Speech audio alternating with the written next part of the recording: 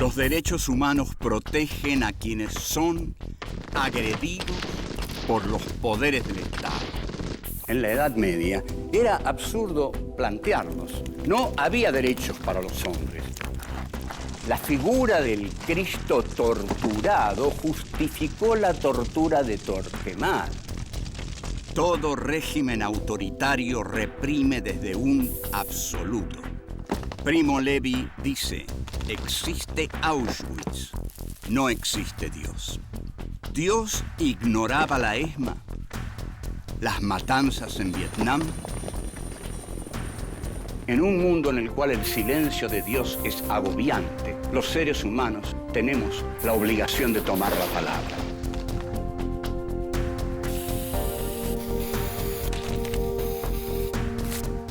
Filosofía aquí y ahora 5. Filosofía y derechos humanos. Encuentro 11. Terrorismo de Estado en la Argentina. 1. El proyecto económico. 2. La teoría de los dos demonios. 3. Los indiferentes y los tímidos. 4. Estado y justicia. Los delitos de lesa humanidad. 1. El proyecto económico.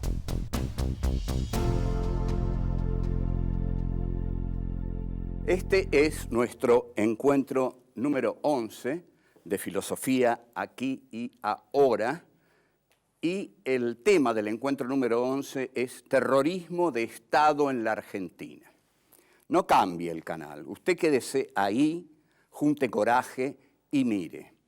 Porque aquí pasaron cosas muy terribles en este país, de las cuales muchos no se quieren enterar. De modo que aquellos que no se quieran enterar, tienen que enterarse. Porque si en el momento no pudieron hacer nada, bueno, quizás no pudieron hacer nada. Pero no poder hacer nada y no querer enterarse es ya ser un cómplice. ¿Me entienden? Un cómplice es muy feo. O sea, si uno no pudo hacer nada, por lo menos tiene el deber de saber bien lo que pasó. Y acá, honestamente, se lo vamos a contar bien. Terrorismo de Estado en la Argentina. El 24 de marzo del 76, fecha infausta en la historia argentina, el ejército, los militares, ejército, marina, aeronáutica, dieron un golpe de Estado que no fue solo un golpe militar. Todos sabían y todos decían que lo que venía nunca había ocurrido, y nunca había ocurrido porque nunca se había llegado a un grado tan extremo de represión, de crueldad y a una medida como la instauración de campos de concentración en la Argentina que nunca habían existido bajo ninguna dictadura. Ahora bien, estamos acostumbrados y se está acostumbrado a creer que el golpe del 76 fue un golpe estrictamente castrense, militar, porque inmediatamente aparece la Junta, Videla en el medio, Agosti y Macera, pero no. El golpe del 76 fue sostenido, requerido, exigido y pedido por grupos civiles, económicos, muy importantes, por el liberalismo argentino que quería la destrucción del Estado, la libertad del mercado, la libertad de los capitales, el capitalismo financiero y los préstamos del exterior que fueron los que formaron la impresionante deuda externa que ese gobierno dejó, aparte de la deuda interna que dejó en vidas humanas. El golpe militar fue facilitado por los errores de mucha gente, fundamentalmente el gobierno peronista y la guerrilla que se dedica a acciones tan temerarias y tan absurdas como el asalto a Monte Chingolo, donde mueren asesinados directamente muchísimos guerrilleros y donde Santucho cree que es la operación más grande después del Moncada, la de Fidel Castro. Pero lo cierto es que es la alfombra roja para el golpe. Y ahí Videla dice, hay 90 días para que el gobierno se rectifique y si no, vamos a dar el golpe. Ahora, el verdadero golpe tampoco es contra el peronismo, el verdadero golpe es contra el marxismo. Las Fuerzas Armadas argentinas, formadas en la doctrina nacional, en la doctrina de seguridad nacional francesa, luchan contra el marxismo como parte fundamental de la Tercera Guerra Mundial. Ellos están librando la Tercera Guerra Mundial. La Guerra Fría fue la Tercera Guerra Mundial, pero las guerras calientes de la Guerra Fría se dieron en situaciones como la que se dio en nuestro país. Aquí se dio la guerra caliente de la Guerra Fría. Entonces, también el gobierno toma a la guerrilla como excusa. La guerrilla ya estaba derrotada, la guerrilla ya estaba desbandada, incluso Santucho, poco antes de morir, hace una autocrítica, Montoneros estaban en el desbande. Rodolfo Walsh hace una caracterización de lo que es el comienzo del año 76 y dice, grupos intelectuales y profesionales en desbande, o sea, en terror, como la mayoría de la población que tenía mucho miedo, mucho miedo. Bueno, el miedo es un elemento fundamental del golpe militar. Volvemos. 2. La teoría de los dos demonios.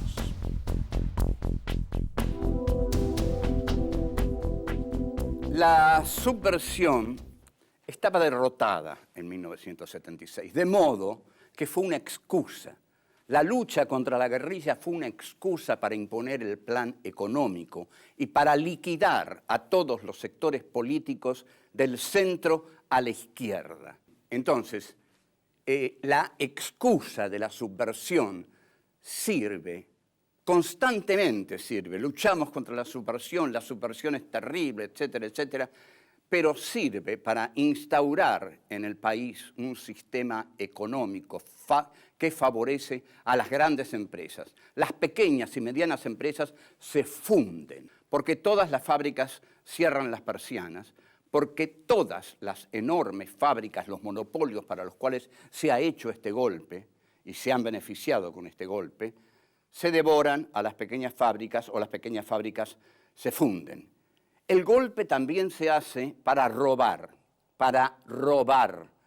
porque Guillermo Walter Klein no necesita préstamos, pero los bancos norteamericanos le ofrecen préstamos y los toma a cualquier tasa y así se va formando la deuda externa. Ahora, con ese dinero se equipan los militares, se lo quedan los economistas, se compran conciencias, es un dinero corrupto. Ese dinero corrupto forma la deuda externa argentina, que es ilegal, y que es el señor Domingo Cavallo el que la estatiza, el que la hace formar parte del Estado. Domingo Cavallo, ¿no? Economista de Menem y de la Rúa. Y ahora debe estar dando conferencias por el mundo a unos $30.000 la conferencia. Hay hombres que nacen así con estrella. Bueno, el golpe es terriblemente sanguinario y esto aterroriza a toda la población. Hay una teoría con la que empieza el nunca más. Una misma violencia agitó a la Argentina durante los años 70. Bueno, eso es un gran error que quizás el alfonsinismo concedió por ser demasiado temprano como para decir la verdad. No hubo dos violencias del mismo signo. La violencia estatal es privativa del Estado. y no puede ser comparada con ninguna otra violencia. La otra violencia puede ser la violencia de grupos civiles, pero no, los grupos civiles no pertenecen al Estado. El Estado además tiene la obligación de hacer un uso legal de la violencia ligada a la justicia. Pero esto no se hizo así, se hizo una violencia clandestina basada en la desaparición de los cuerpos. Dos palabras sobre la desaparición de los cuerpos. No hay dos demonios, por favor, escúchenme bien, se los pido por favor, no hay dos demonios, sobre todo porque cada militar que moría, los familiares tenían el cuerpo, lo podían velar, lo podían enterrar, la madre, el padre, el hijo, lo que fueran, podían ir al cementerio, podían llorar, podían rezar, sabían que había muerto, que no iba a volver más.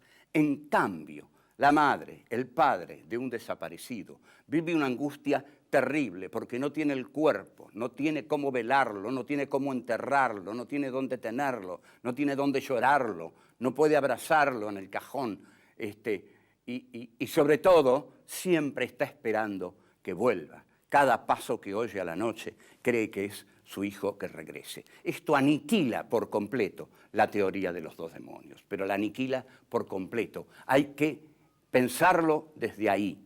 Unos tuvieron los cuerpos, otros no tuvieron los cuerpos. Se acabó. No hay dos demonios. Volvemos, quédese, tenga coraje, mire esto, usted tiene que verlo y seguimos.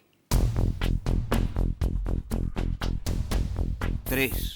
Los indiferentes y los tímidos.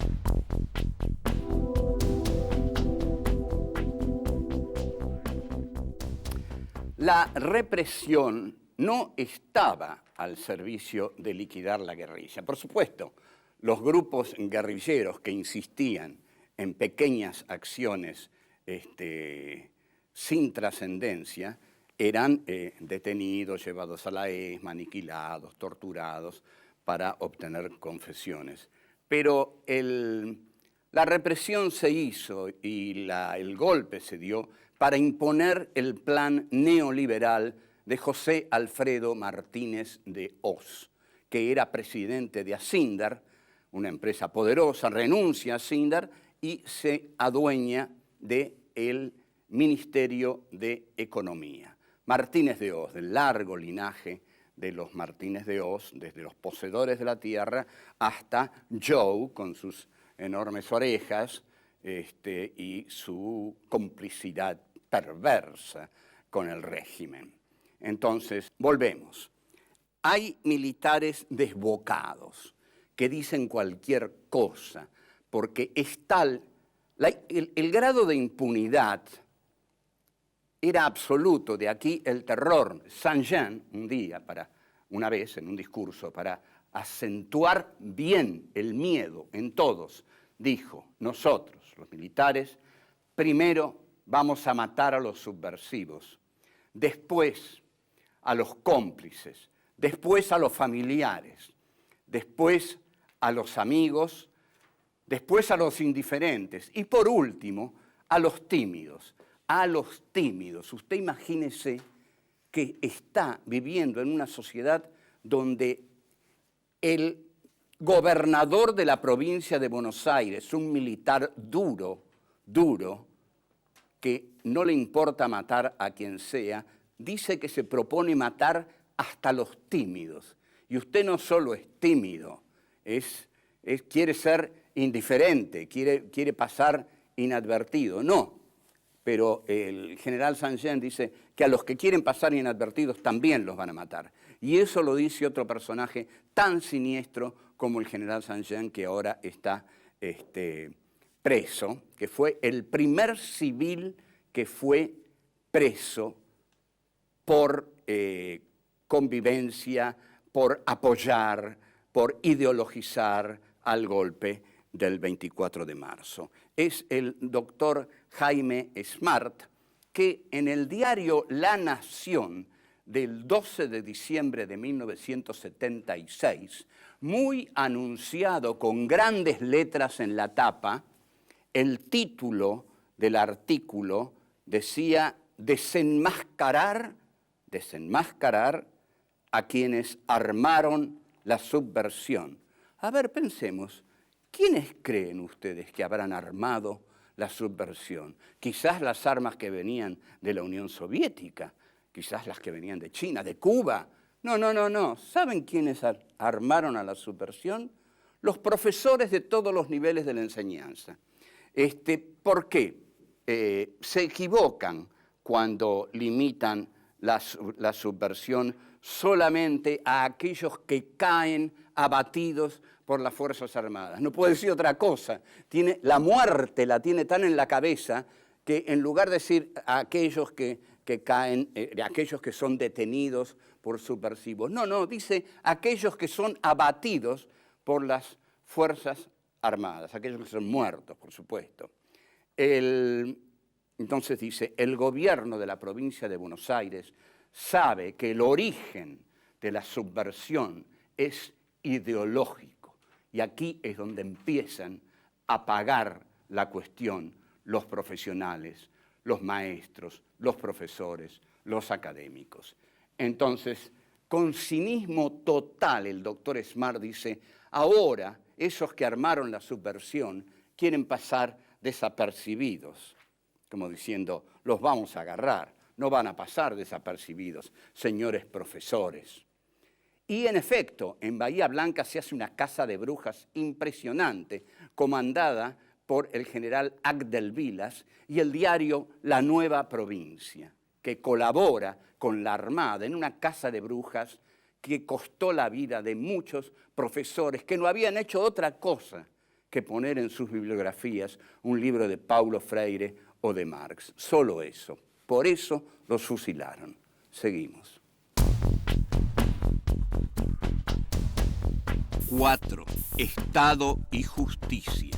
Los delitos de lesa humanidad.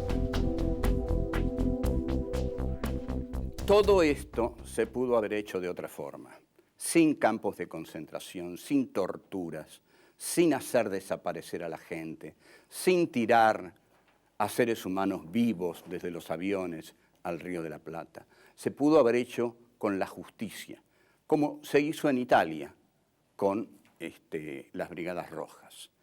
Pero en el film de Marie-Monique Robin, Escuadrones de la Muerte, aparece el general Díaz Besone, un convencido de la tortura y de la muerte, y dice, pero imagínese, le dice, cómo nosotros íbamos a fusilar públicamente a 8.000 personas, porque fueron 8.000 nada más, dice, ¿no?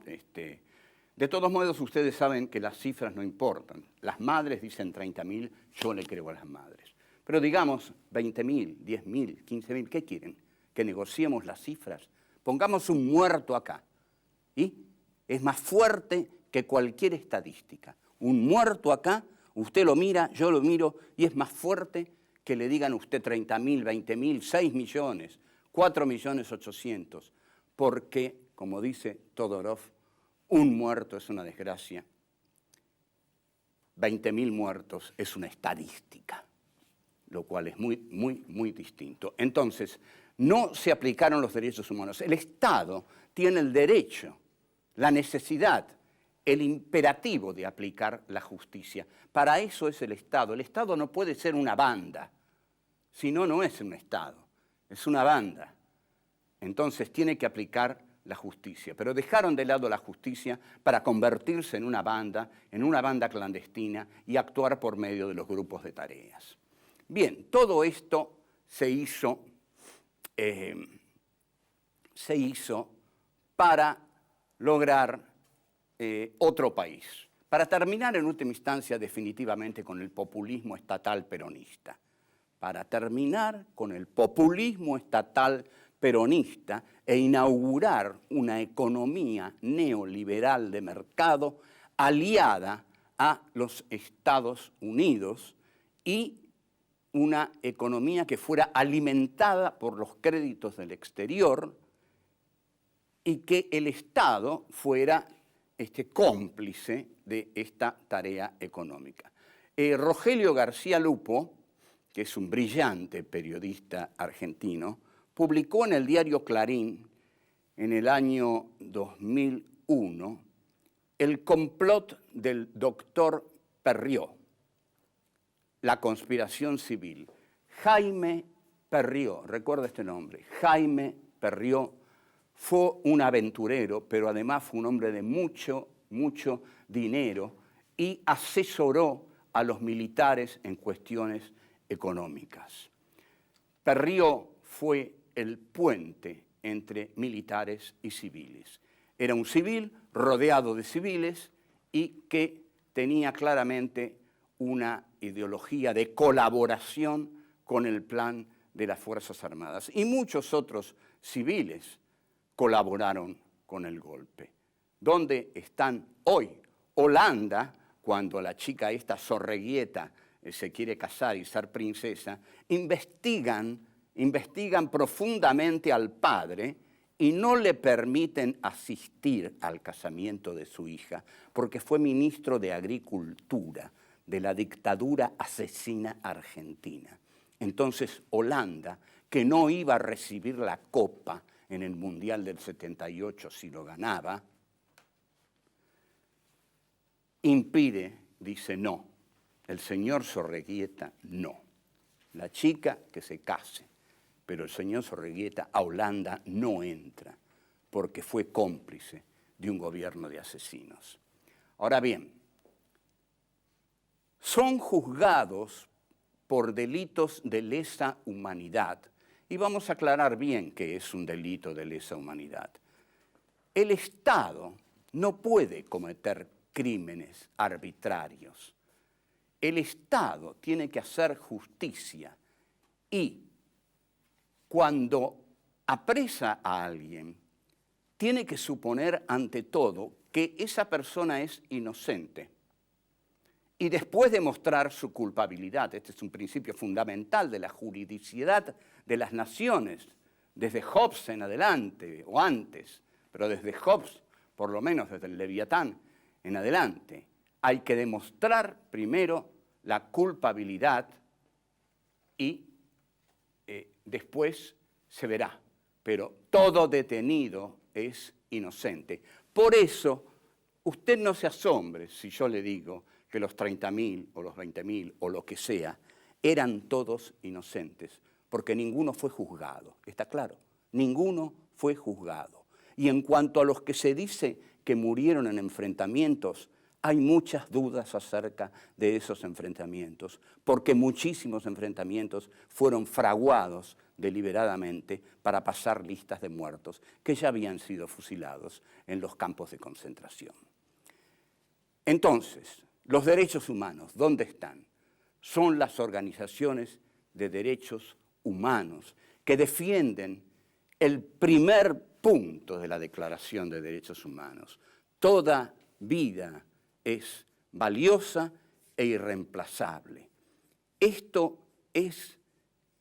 debe ser la primera verdad que debe anidar en el corazón de todos los hombres y que desgraciadamente no es así. Pero si fuera así, viviríamos en otra clase de mundo. El terrorismo de Estado, por el contrario, barre con los derechos humanos y jamás va a considerar que una vida es sagrada, sino que va a considerar que una vida no vale nada. Porque el general Ramón Camps dijo, nosotros no matamos personas, matamos subversivos. ¿Hace falta que le diga algo más? Chao, hasta luego.